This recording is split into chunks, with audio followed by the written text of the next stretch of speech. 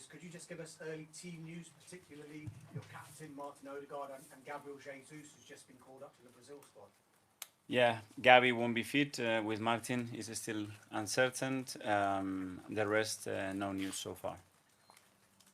Mikel, it's been a few days since what happened at Newcastle United. You were very emotional, clearly emotional after the game. When you reflect on what you said and the club putting out that statement the day after as well, when you reflect, would you have done anything differently? It is my duty to stand in front of you, to stand in front of the cameras, and give a very clear and honest assessment of what happens on the game. And this is what I did.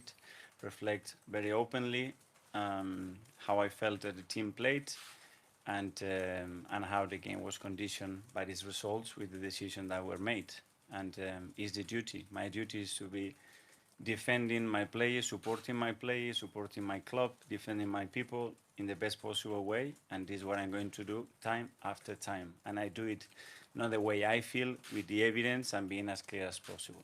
And I always do it. When we play, really need to say that. When we have lost, to take my responsibility, the first one me, to do it. And it's the way that I am, and I have to defend my club.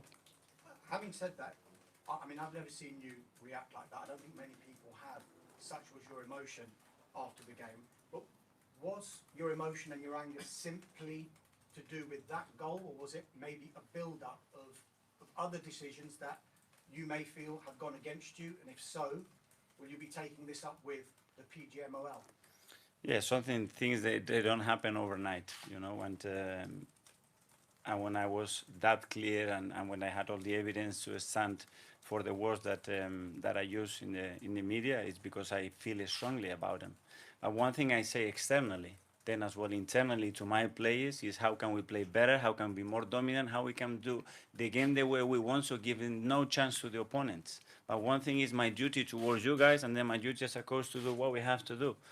And this is exactly what I've done. Nothing special, nothing different, and I would do it, and the club would do it again and again till this is right, and till this is right as well in what we have to do on the pitch to play better and win more football games. That's it.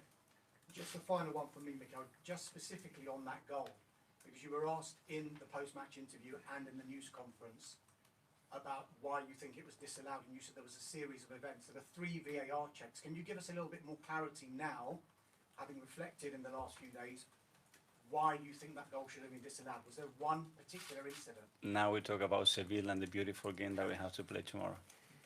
Thank you. Thank you, Damish. Go on to Ian from TalkSport. Talking about the Seville game tomorrow, how important is it that you get a win and you get through as quickly as possible with games to spare, so you can maybe rest? The moment you have a chance in football to put it to bed, do it. We're going to have to do a lot of things right tomorrow, and then the right to win it against a really good team with enormous experience in this competition. And we have to prove it tomorrow in front of our people, how excited we are to play that game and what it means for us. I don't know if you saw last night's game, the Spurs. Yes. Chelsea. Afterwards, Postecoglou said that referees, their decision used to be is final.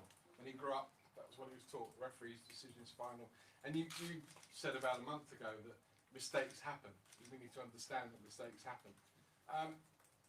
What is your relation to that statement you made a month ago after what happened on Saturday?